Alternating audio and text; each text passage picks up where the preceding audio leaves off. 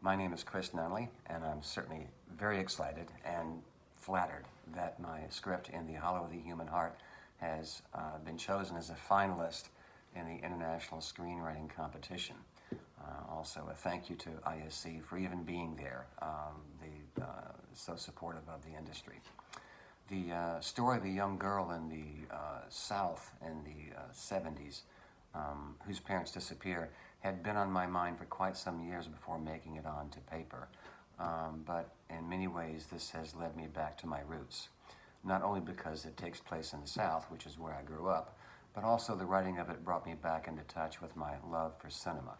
I've always been a bit of a cinemaphile. I was shooting 8mm films in 7th grade and studied and watched films and been taking notes for quite some years on stories. And now that my son is away at college, I look forward to putting them all on paper now.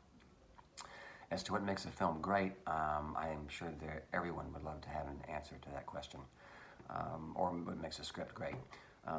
There is a Raymond Chandler story. He was in Hollywood and he was given an assignment for a movie, and his assignment was that he had to establish that a man had taken his wife for granted after 20 years of marriage. He says he wrote pages of dialogue and he just couldn't get it, and he said the writer that came after him did it in one scene without any dialogue whatsoever.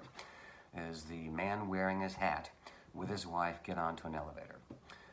On their way to the destination, the elevator stops at another floor and a young woman gets onto the elevator car. And then the man removes his hat. The simplest nuances of human behavior, they can only be captured in this manner in cinema, and almost always take my breath away.